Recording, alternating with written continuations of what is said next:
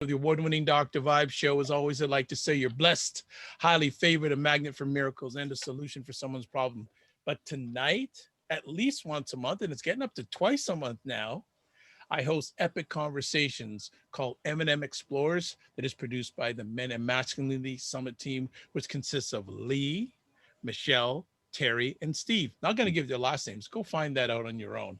That's your homework for tonight. Find out their last names. One day we'll have a test and say if you can give their last names, we'll give you some sort of prize, something like that. But what we do is we have great conversations with influencers in the area of men, masculinity, and manhood. And we have another. Well, we don't have another new person. We have one of our regs on tonight. Andre Paradis, how are you, my man? I'm really good. I mean, it's always just an adventure talking to you guys, talking to you, and the way you dig and twist and go, what about this? Oh, over there. I love it. So, like, you could drive this train, and I really appreciate that because it's not necessarily common, if that makes sense. Yeah. So, well, you know what? I'd like to thank everyone who's watching this live and on the replay. It's appreciated, not taken for granted. Andre and we're just going to chop it up tonight. And as always, we appreciate your comments, whether it's in the chat room, which is being monitored by Lee. He's also monitoring the Facebook page. So, and if you also, too, if you want to come on and ask a question, we'd be more than happy for that to happen. So Andre and I were chopping it up with Lee, the head honcho, a few moments ago on what sort of conversation topics we'd be going with. That's good stuff. And you brought up a very good one, Andre, especially during 2020. I think it's become big about the hero in men. So I'm gonna let you start off with that. So just like that. So yeah, man. I know it's cool. It's cool. Like, it's sort of something that came up today for me. You know, I work with all kinds of people, and conversations go where conversations go. And this one was sort of like on a fly. I don't know if you could hear that. And that concept of, as men, like underneath what you see, underneath what we present, underneath the facade that we, sometimes have to put on to sort of the picture, the image, the masks or whatever. All these is kind of on top, but there's a core. I want to say a core being. Alison Armstrong would say, at the core of every man is hero first, born with it. But it's not obvious, if you watch what's happening in the world, if you want. Though it's like as primitive as breathing, right? There's like, we have that need to be a hero to somebody, to be of effect to somewhere in the world. We have a need to handle something, build something, grow something, create something, invent something, right? Create, move, change. The fact that I was here on this planet, the planet is different because I was here. I did something, right? And that sort of this is pulse, that is need to be relevant. This is why when young men don't find their ways, they feel irrelevant, and this is when they become emotionally unstable, dangerous, and all that stuff. It's like the need to be relevant is based on this need to feel like I'm important, I matter, right? I'm working my stuff out, I'm a hero. And the hero paradigm is really ultimately to be a hero for someone, as in your family, your wife, your children, a hero. And the need to be relevant is based on this need. That was interesting. It's okay. Yeah. So like that's that pulse that sort of drives us that way, that is sort of like pushing, but at the same time, it requires so much conquering. It requires so much going after your life, and excuse me, it's a tricky one, because when in our culture, what's happening in our culture, so back 50 years ago, like it was implied that a guy would grow up as a kid and handle his stuff and become something in the world. Like it was sort of expected. This is why we say, like, so what are you going to be when you grow up? Right? Like, what are you going to change in the world? What are you going to contribute? What are you going to be? What are you going to matter in? And the women would basically become partners to these guys. Like, remember the old school kind of idea. And that's a way. That's the old way, though. There's sort of a lining up together in that. And what's happened in the past 50 years, we kind of like empower women to be strong, independent, and powerful. So now we raise women to be strong, independent, and powerful. And what are you going to be when you grow up?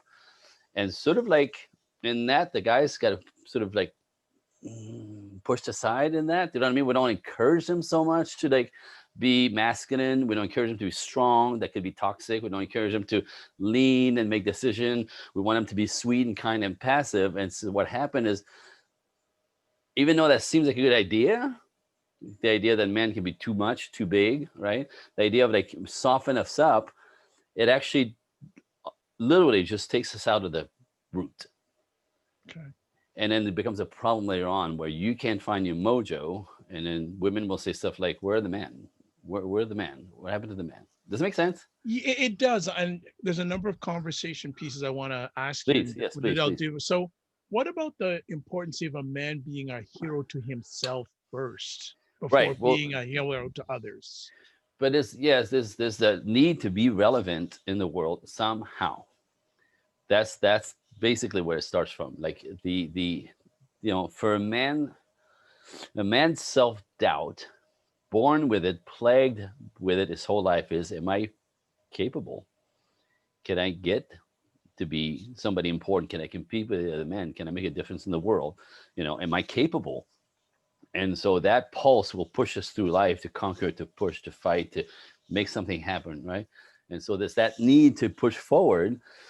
But when culture says that's toxic, that's dangerous, that's too much, you need to stop, you need to be sweet, you need to be sensitive, you need to talk, that mechanism sort of keeps men from finding themselves, and they flip the other way where they become too soft. And that's the problem that we see. If you do men's work, you'll see that everywhere, right? The guys don't know what they want, they don't know what to do, they don't want to work, they don't like, they get so soft that they really lost that trigger out of like being shamed out of it.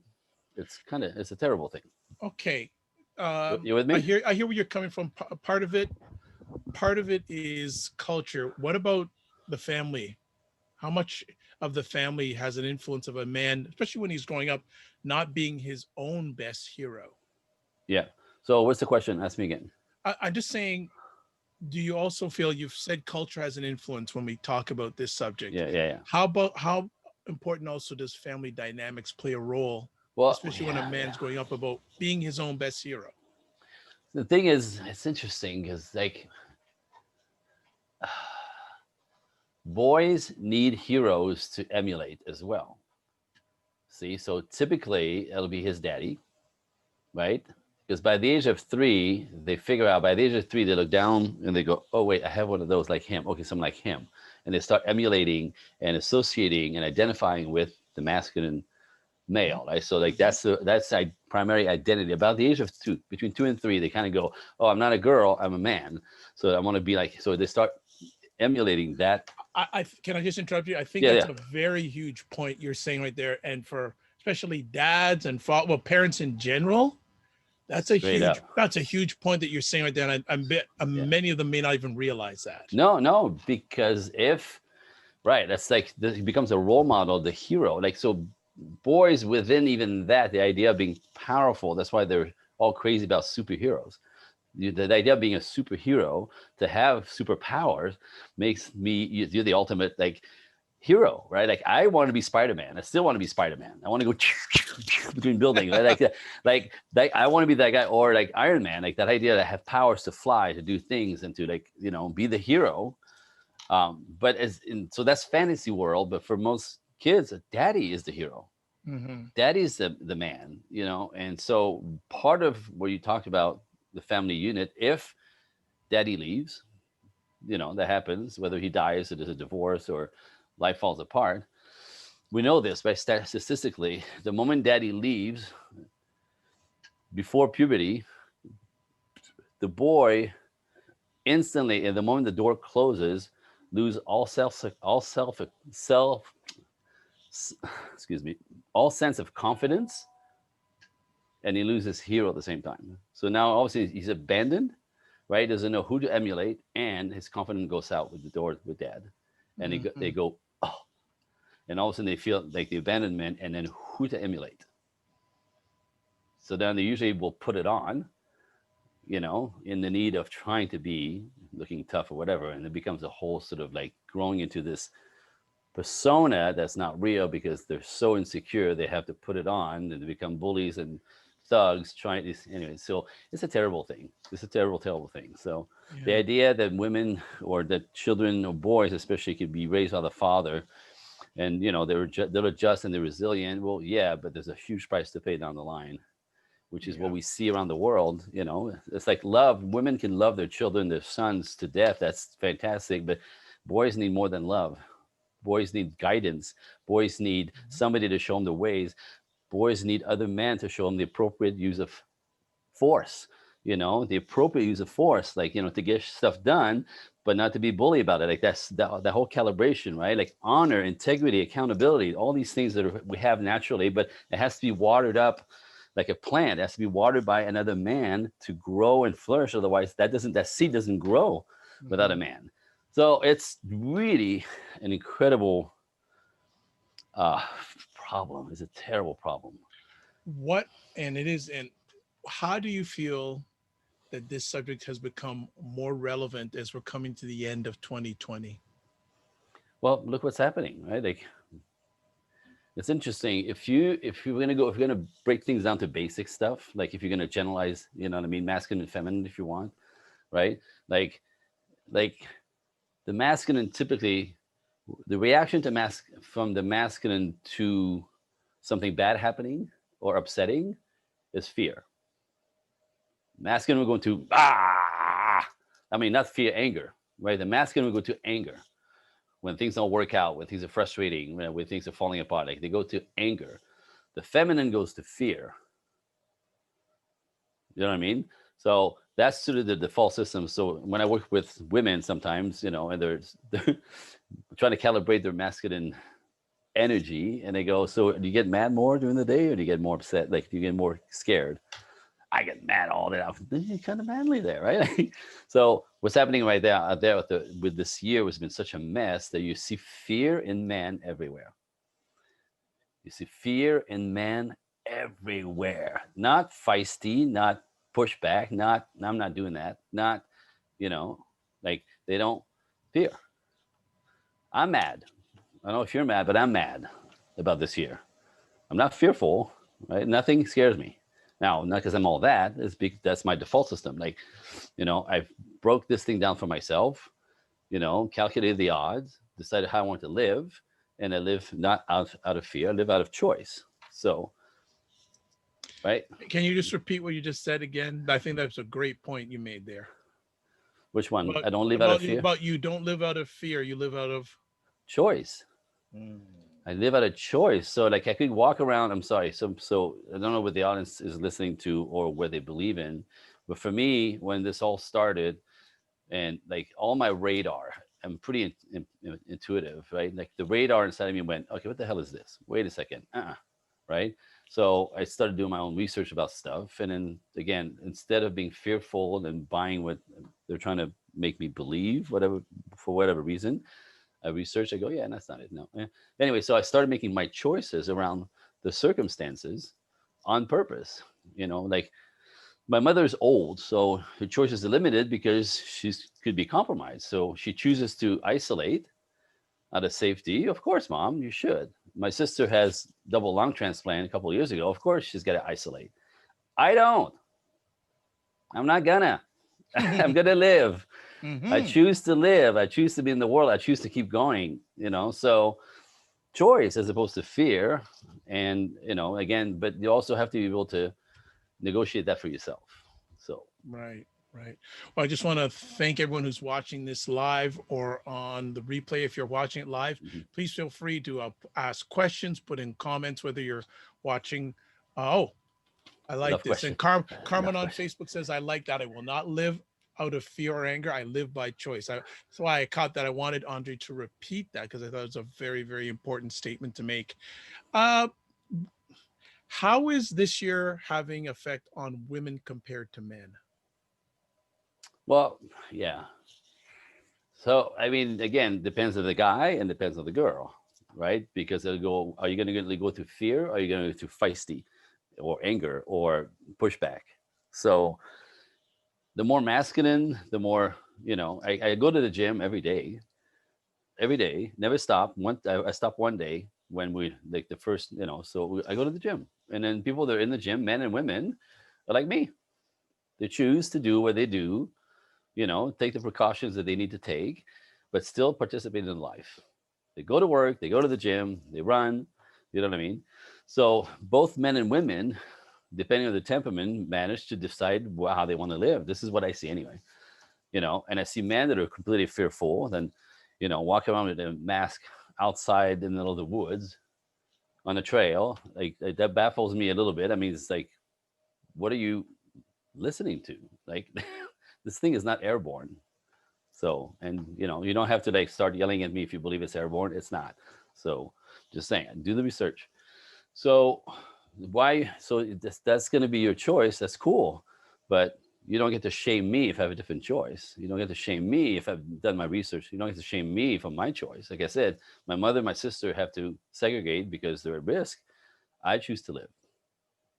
I choose to live, and if you call it, and even if I think it's risky a little bit, I'd rather live by choice than hide in my house and fall apart. Dude, if I stayed isolated, like guided or suggested, I would be throwing all my furniture would be in the front lawn by now. All of it. All of it. Do you know what I mean? Like I would I lose my get mind. you. So, All so right. Well, we got, and thanks. And Carmen again has another comment, but this time she's a question. She's saying, yeah. asking Andre, what do you think the difference is between divine masculine versus machismo? Good question. Wow, dude, that's so simple. Oh, okay. Well, I can leave now. See ya. Say bye. Bye. What what do you think? See what you got. I'll clean it up if you want. No, I want you to lead on this one. You, Well, so simple, right? Like men who know who they are, just know who they are. They're not apologetic about who they are, right? They stand in where they believe. They don't care what you think about them. They don't care if you agree with their ideas. They don't care if you think their choices are whatever, right? They don't care. They think for themselves. They make a plan. They do life. You know what I mean? And so there's a no nonsense to who they decide they want to be. The version of what I said earlier, but like that's real masculinity. Men find their way, the things they find important, the things the way they want to live, things they're gonna do, things they're not gonna do.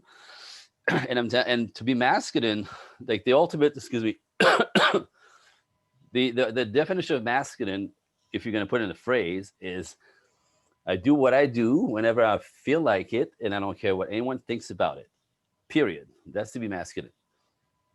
just to add on what you're saying, to me, that's a definition of true freedom. There you go. True Absolutely, freedom. right? True freedom is Masculine. I get to be me Mm, with my course, my talents, my ideas, my style, and some people won't get it. That's fine. Like guys, men who are men just do what they do, and they really don't need permission from anybody, like it or not. Get close to me or get away from me. I don't care. Do you know what I mean? Now it's going to flex a little bit with the family and people close to them because but as a rule, masculinity is non-apologetic, and it's also not toxic. It's never necessarily. It's not too big and too much. Is the rock. This is who I am. And this is what I provide. This is what I do. This is what I want to do. This is what I choose, what I think is important. This is what I want us to live in this lifestyle. I want us, you know what I mean? Like, this is what I'm willing to provide. This is what I think is important, right? And then sort of gathering everybody around him in that. Machismo is fake. Machismo, if you have no self-esteem, if you lost your daddy when you were 6 and you don't know what it's like to be a man, then you put it on. And the only way, like the ultimate machismo masculinity is thuggish, scaring people, lurking, right? Like just and you see it, right? You see it, like the idea of like the hoods and the face down and like and women kind of walk on the other side of the sidewalk because they're trying to scare you because somehow they're so insecure that they have to scare people just to keep them away from them, trying to be something they don't have. mm, And those are the ones who are insecure. Those are the ones who are not masculine. Those are the ones who actually pretend not only put it on, but these are the ones that are emotionally unstable, and these are the ones that are actually dangerous. These are the ones that steal, hurt, cheat, that's Lie. lie, all Yeah. of that. You name it. I, Scam. I will just add to what Andre said, and one of the gentlemen I respect in men's work, his name is Glenn Barker. He Mm. used to run the Mankind Project in Chicago for many years, and we're hoping, praying that we're going to have him on Nice. next month in a deep. He's got some really, and he's going to talk about giving men room to be emotional. Don't Nice. miss it; it's coming up. Yep. But he told me one of the first times I spoke with him, he said, "Boys make excuses, men take responsibility." Straight up. There's another one. Men fix problems, boys create problems. Look around. Seriously, that's very simple. You know, like the guys who taught you don't, or cheat, all the crap that you see men do, that's not a man, that's a boy. Men do exact opposite. Men provide, men protect, men secure, men put their arms on everything, right? Anything. Men, women, children, animals, the planet, like men protect first, instinct. Anyone on the street. Boys, no.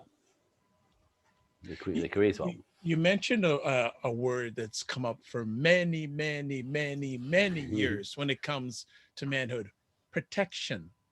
Yeah. What's your definition when it comes to a man? When it comes to actually two words.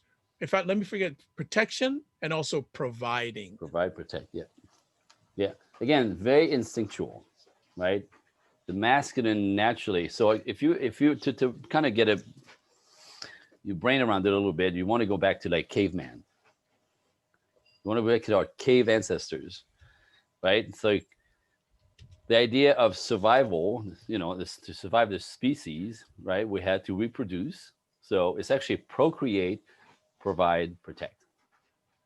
So the trigger for us to protect women and children is natural because they're smaller and weaker. So we have this instinct that it's our job to protect women and children, right? Even little boys, little boys 5, 6, 7 years old, will walk around like this around their moms when they go to the store. They have that like that little, if they're masculine, right? So there's that instinct too, but it's really provided. It's built into. If you think about this again, back to the ancestral beginnings, is that a man had to make a woman feel secure and safe with him for her to give him an offspring, right? So he had to take care of her. He had to be able to feed her. He had to be able to like lodge her, protect her. And when she felt safe that he was a good guy, he was actually going to protect her and be able to feed her, and he's got resources, he's capable. She was sort of then give in to him and be able to, give him a child that she was happy to take care of, because if you rape a woman, that kid's not going to get taken care of very well, right? So there's that sort of taking care of, provide and protect for the continuation of the species, and to man, to cavemen especially. Today's a little bit different, though it's still in there. That's legacy. Your DNA passed down, right? It's instinctual. It's as instinctual as breathing. Mm-hmm. So it's in there. It's in there. So the men who are not instinctually protective of women are either so broken, right, that they can't access the basics default system, right? They're so broken, and or that's really what it is. They're so broken, they basically never cultivated that part, and now are creating problems. Okay. Back in the days, and if this was like, excuse me, I had to go No, off. no, go ahead. Go But ahead. if Sorry. if what's happening in our world now would happen back in caveman, these men will all be dead. We would kill them. We would actually kill them because they're dangerous. Because they destroy. They can't produce. They can't fight. Like if you go in war with these guys, they scream, they shout, they fall apart. They're so like scared, right? Which means they might get a skill. They're so emotional and they're not able to. So we would actually kill them so they don't get a skill. Like, and that's how, again, that's like, what do you call it? Fight of the fittest. The fittest survives, right? Like in nature, that stuff would not work. But today, yeah, well, okay. All right. You see it? You see Yeah. it? Yeah. No, it's not sexy, I but just want to. I just want to show. People who are watching live, thank you so much for stopping in. Lots of questions to ask Andre, and hey, feel free to ask anything. We got 3 or 4 on the go right now. Want to give a special shout out to Mark Roden. Good to see you as always, my brother. Really good to see you. Big Mark. Yeah, and if someone wants to come in and ask a question, if you're on this platform Zoom, more than welcome. And again, Lee, team lead, program lead for Men of Masculinity, is watching the chat on Zoom and also watching the chat on Facebook Live. So I don't know which one to go with first. I'll go with this one first because it's a continuation of the one we had before. Someone is asking, can a woman trust a man who was more, quote, macho for quite some time, but starts to be more masculine? What should she look for so he can trust his authenticity and not just another play? This is right up your alley. Ooh, okay, but I'm not sure. There's two folds here, so read it to me one more time. Okay, so why don't I give you one question at a time? Yes, please. Okay. Yes, okay, please. So the first one is, can a woman trust a man who was more macho for quite some time, but starts to be more masculine? I don't understand the question. Like, what's more macho as opposed to more masculine? Yeah, I guess. Can you help me? Well, I'll have that person maybe define that out. And then the second part is, what should she look for so she can trust his authenticity and just another place? So I think what this lady is asking, he was macho for a period of time, and now he's showing to be masculine. How can she make sure it's authentic, going into authentic masculinity? Is there any? The words that they use, I would say, the words that they use, when men are masculine at their core, they use word like I want, I'm gonna, what I'm shooting for, this is what I'm going for, you know what I mean? Like they have this sort of directional even way of speaking, as opposed to, why is it always on me to like start everything? And how come like I always have to do like the first like steps into stuff? And it's like really hard. You don't understand how hard it is out there right now. Like men don't do that. Boys do that. Men sort of have this is what I want. This is what I'm planning to do. This is what I actually decided that is important. I've been there, but I want to do this. So the language that they use is very, very clear. And it's it's not a iffy, it's decisive. That's what I want. This is where I'm going. This is what I plan. Definite purpose. This definite purpose. And even if you don't know how to do it, they still have a definite purpose. And they'll usually look at a woman and go, "Do you want to run with me? You want to come along? Because this is where I'm going." And that to a woman, typically a guy who just even knows where he's going, what he wants to do, and if he's got the mojo for it, that'll make her feel safe enough to go with him and actually support him and help him achieve it. To support him. So the language that they use is very, very clear for me. Like in a few sentences, they reveal themselves if you know what to listen for. Okay, good. And the person says, thank you for the clarity. Next conversation piece we have here is, at what point does a man sense he is no longer autonomous? Is there a point? Autonomous as in? Again, got to be more clear on that. Got to be. Autonomous is taking care of themselves. And typically the moment they become, by the age of 11, 12, that's how they start becoming autonomous. And, I teach women that have son, that by the age of 11 or so, 11 and a half, when puberty actually kicks in, you'll see it happen in their bodies. This is when you stop babying him.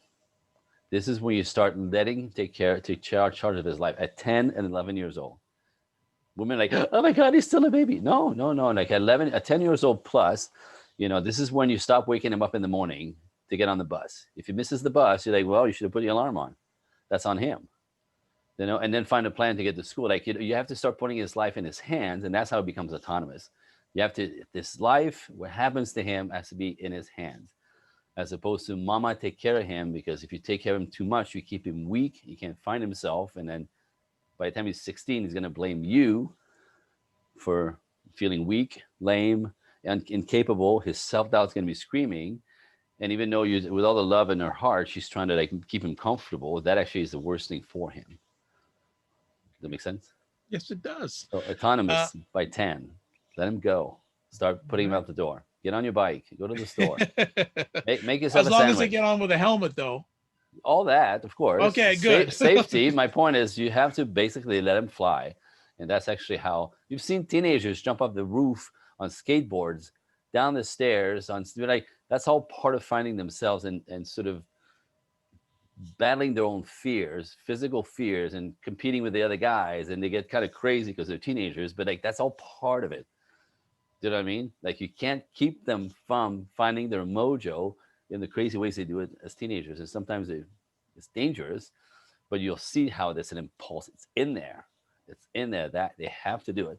If they don't usually amount to very much.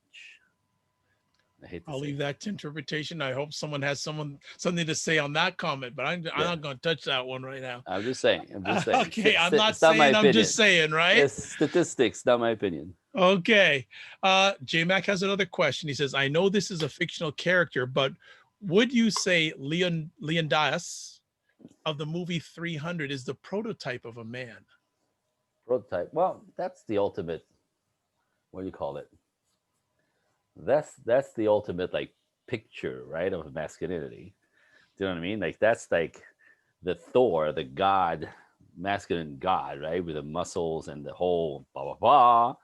And I think that's the hero in us. Like that's the hero that we thrive to be, right? The guy that has the power, the guy who gets the women, the guy who's in charge, and so both respected by men and adored by women, right? That's a god picture. That's a an idol type thing. So some men actually have that, but interesting enough, they don't necessarily are what they look like.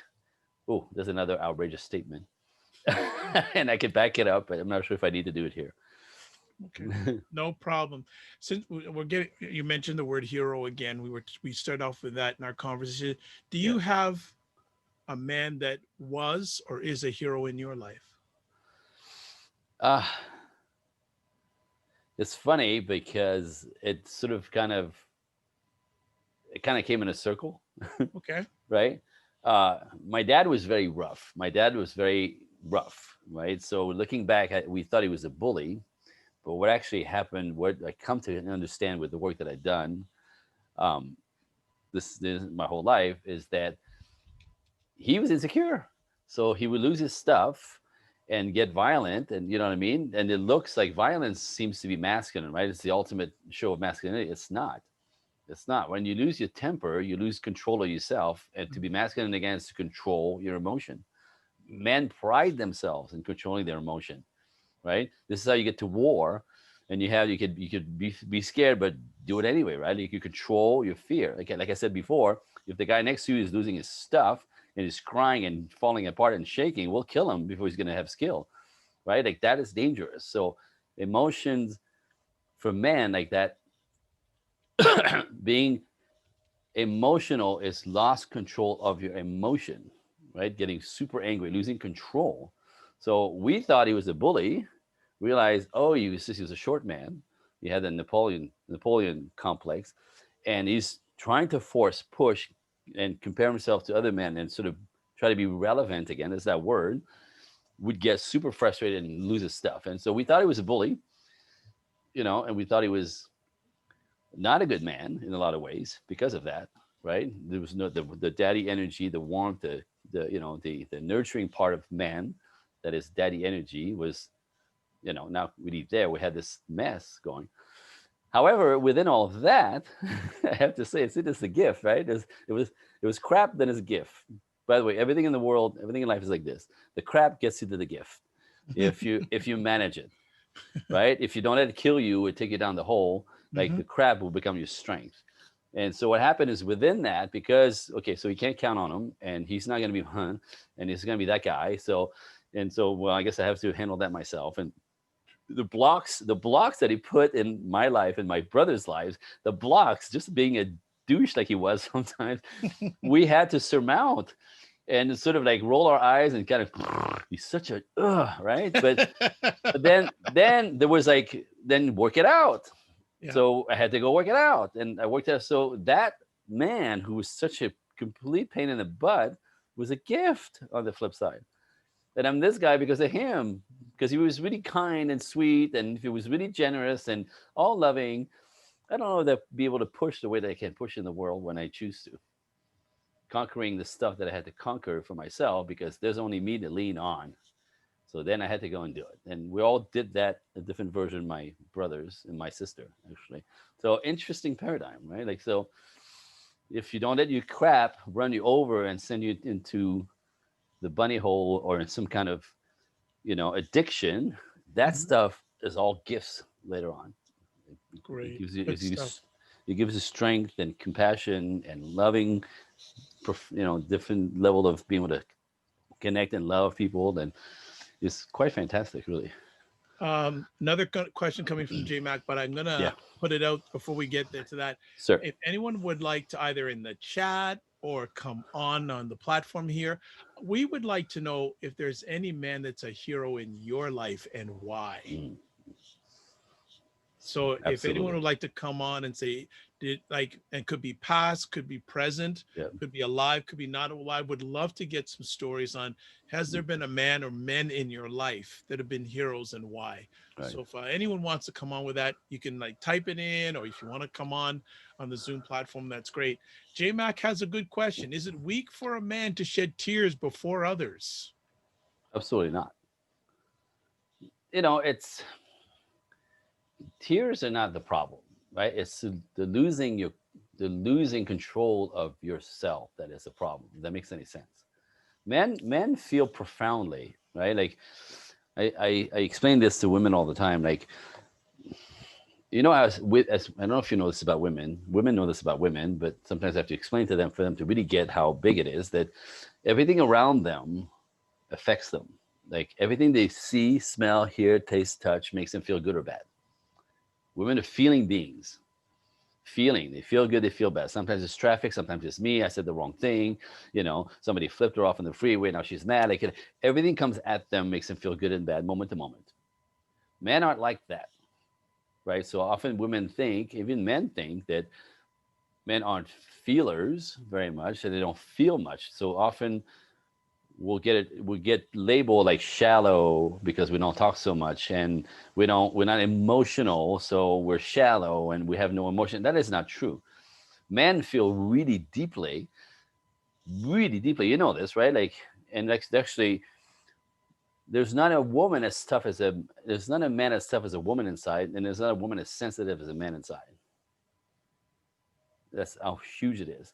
So men don't go through their days through their feelings, but they feel deeply inside. So, like, I always call it like, for men, like life is typically so like la la la la la la. It's like life is pretty good, and they're pretty stable, right?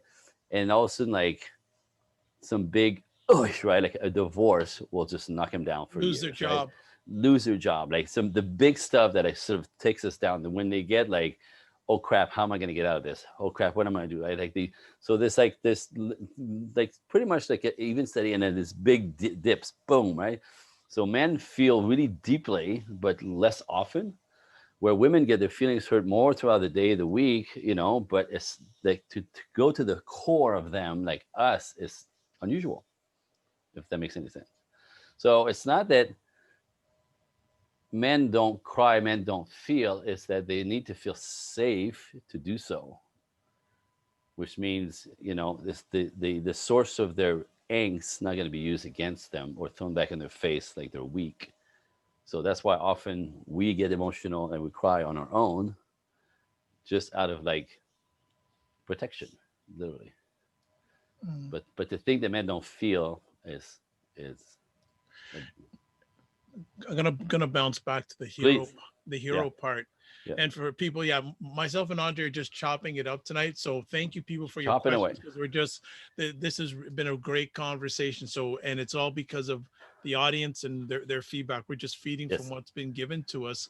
Uh, how do you think the majority of men have a hero? Oh God, I don't think so. Why? But again, the cultural pulses change. If you look at the statistics, fatherless families are rampant in the United States, and it goes from the statistics have tripled since the 70s. So again, boys are raised without heroes, and so what happens? They emulate stuff out there that's not real, and again, they don't get to be nurtured into what it is to be a man. You know, they need man to show them how to be man. They need man to, again, you know, teach them how to be accountable, respectable, you know, to use proper use of force and not to go too far, right? To be accountable, to be What honorable. so let me ask on you, what is it going to take for that to start happening in your opinion? We need men back in the house. We need daddies back in the house. Okay. That's a big statement, but that's really the cure. So the way that's quite the other way that's actually also effective, but that takes a lot of focus. I guess I want to say is that I back when I was 23 years old, I was a big brother of America, right? I was somebody's little big brother to an 8-year-old kid up north, and his mom had 3 boys and divorced, and you know, welfare mom and all this stuff, and somehow she's like had a sense of this without literally like she had a sense of there's something she cannot give those boys because she can't, not because she's crazy, because she's a woman, but she kind of knew she couldn't give him what a boy needs to be to find his way and have a role model and kind of grow into themselves appropriately. So all 3 boys had a big brother, and I was a big brother to Brian, like back then in 80 something, and he was 8 years old. I was 23. I had nothing. I had a car. I had a job. I knew I was always going to have a car. I always had going to have a job. I had nothing else to offer him. Struggling on my own on the West Coast, but that I could give him. I gave him time. I could give him my voice. I could give him the attention. I could give him companionship. You know, we went on trips. That's in like local trips to the park and you know across the bay and on the ferry boats for the afternoon and you know like experience get him to experience life outside of the house that he was living in the complex in the projects, you know what I mean, like Mhm. his life was limited, but all of a sudden like just me taking him. Well, last year this is a great story. Last year after 30 some years he found me because we lost contact because I moved to Los Angeles and you know when Wow. phone numbers changed we lose contact touch because back then we didn't have cell phones. So he's now 42 years old. We found each other. He drove to Los Angeles. We cried like 2 little girls. And then I got to, I'm going to choke now, but he got to share with me what my presence did for him in Mm, his life. And all I was is a guy who was there. I would show up once a week. He knew I was always going to show up because I always, that's my thing. I was going to be there for him when I said I was going to be there for him. I took him little adventures. You know, we used to wash my car together. To this day, he remembers washing my car with me. And now we finished with the tires and the armor all. That's the only right way to do it, right? Because that's the way I thought. And but like it rocked my world because I never knew, right? I never knew how that changed his life. Last time I saw him, he was 11 years old. And wow. now, as a 42-year-old, he's telling me, I don't know where I would be if he had been in my life. It's Mentorship, amazing. right? That's an amazing story. And you know, and I know part of men's work is how you show up. That's it. And it That's it. the way you showed up for him in the younger days impacted him so much. And you know, I didn't really think, you know, that was a big deal. It was a huge deal to find out, you know, years later. And I get it, right? Like the same thing with my kid. They just want to be seen. They want to be heard. They want to be relevant in our lives. And as long as you're paying attention, like then they, they, they trust you to come and get some, like come to you for help. Without them, like so, because they want to be autonomous, but there's still the safety of knowing that there's somebody always there. That changes the whole game. So my point is this: you know, if you're a single mom and you have boys, surround them with men. Find men, like you know, coaches at school when the world reopens. Big Brothers of America is still pumping hard all over the world, right? Put them into anything, any kind of activities, team activities, men together, boys together, mentored by a coach, some kind of like leader, and watch them grow. Watch them like that will in itself will nurture and grow their accountability, their honor, their integrity, their team spirit, right? And then value themselves and build and grow together, support each other, right? The men have this team thing that sort of just is instinctive and is powerful. You isolate a kid in his room with his cell phone, it doesn't turn out well. So sometimes you have to push him out there. Okay. You with me? Right. Right. Steve, it's really deep and it's not that hard. It's really, really not that hard. You just gotta be on their side, whether they get it or not, which Excellent. means put him out there. Yeah. Again, in the men's work, I hear that term showing up, and it's not only important that we show up for our younger men, it's also important how we show up when we're with each other. Absolutely. Absolutely. So I think that's really Absolutely. good. Yeah. Um, Mac has a question here. The Yeah. greatest man I've met are godly men, representatives of Jesus Christ. No one ever I've encountered can compete with the personhood of the man Jesus. What do you think of him? All right. Well, again, talk about hero, right? Ultimate hero. And there's something saintly, obviously, about him, right? It's the all knowing, the all loving, right? Something to aspire to, as far as spirituality and being a good person. Absolutely. Role model, sure. Like I've had my mother's very religious, my whole family is very religious. And I remember things that were, as life happens, right? You get your butt kicked, and it's like things that just break her heart, like just horrible things. But she could always count on, well, it's God's will. So, I guess I'm just going to go with it. Like, and so it brought her peace. It brought her, what's the word I'm looking for? It brought her a sense of Clarity. clarity, but that's this kind of part of it. And it's her, like, it was her pound of flesh at the time. There was like, it was amazing where if you believe not in anything, then the world is a horrible place that keeps, attacking you. You know what I mean? Like there's a lot of soothing um, energy in looking up and knowing that there's something bigger than us. And then maybe you don't see the plan, but you know, it's cool. Just like, I could blame my dad for the way he was, and at the end, damn, that was pretty good.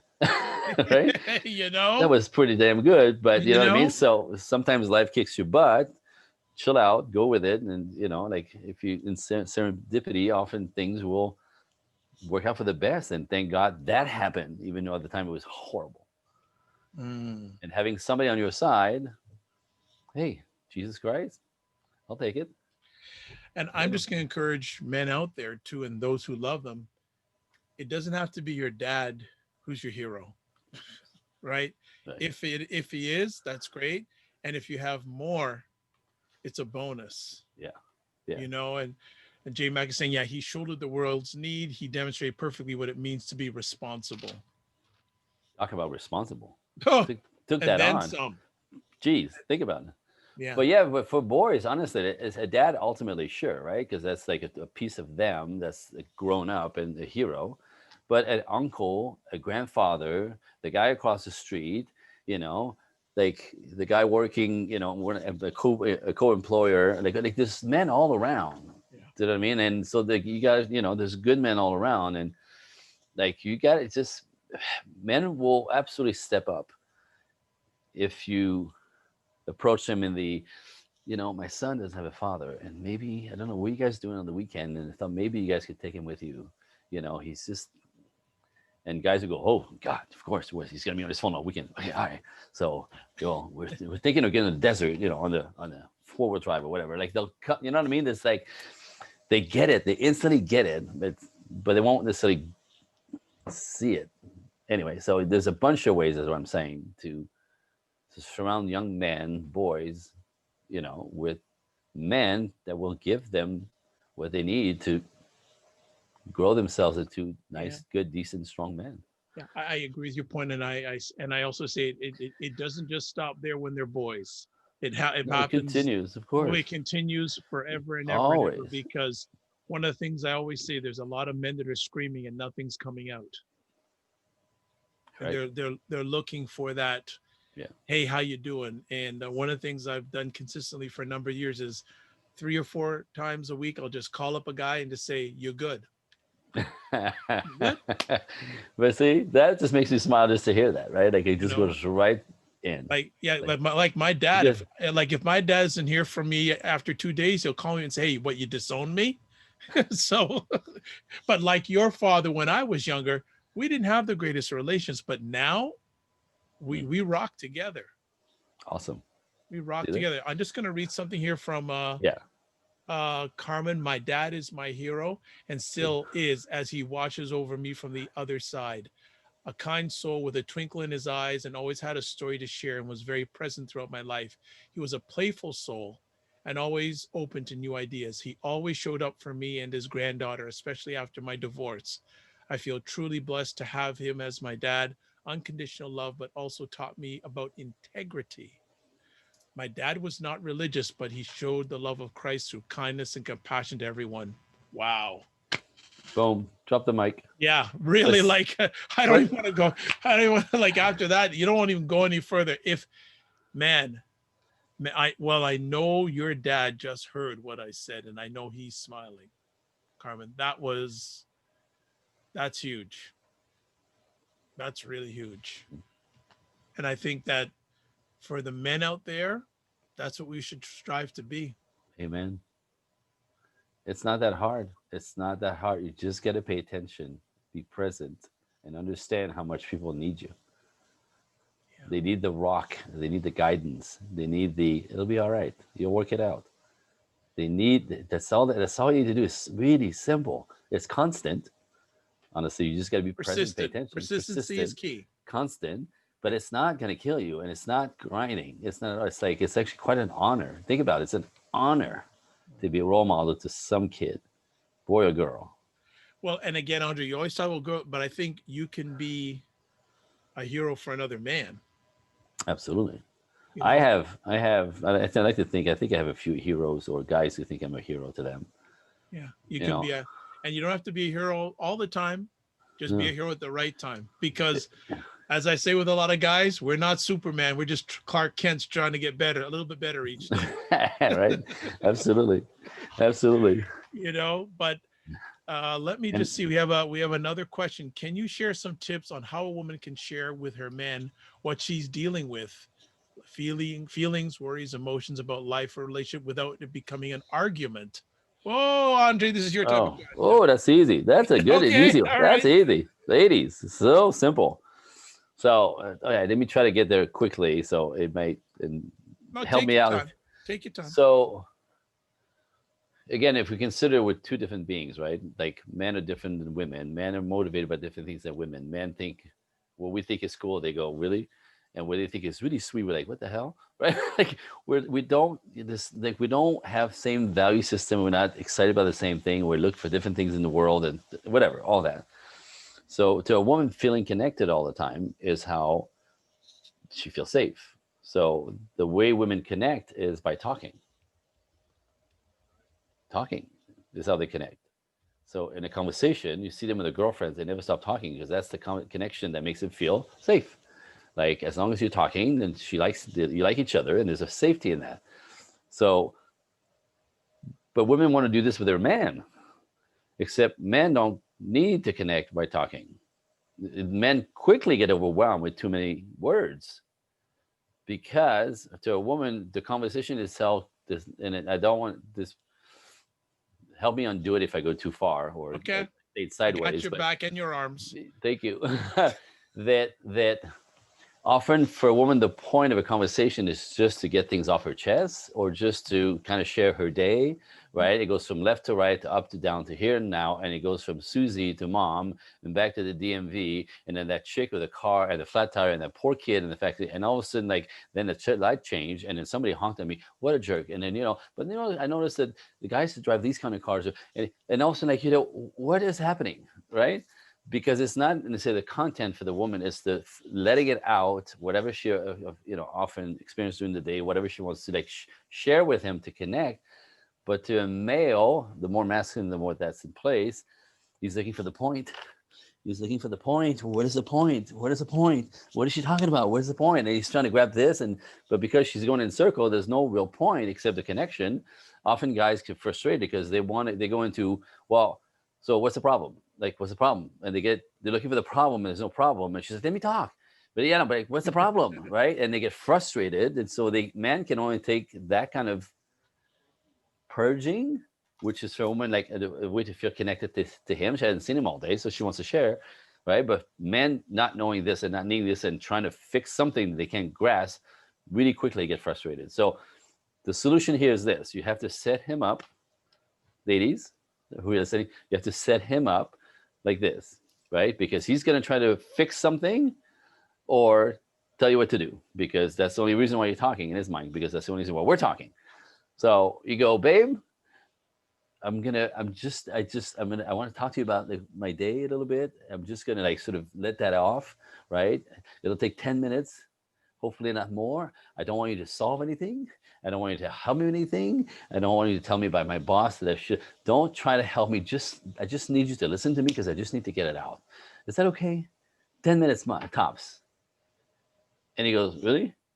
Yes, please. So when you set him up that he knows there's nothing to solve, there's no problem, and you're not looking for him to help, but the way he's helping is by just listening or letting you speak and not trying to interrupt you by, have you tried this? Have you tried that? Did you do that? Right?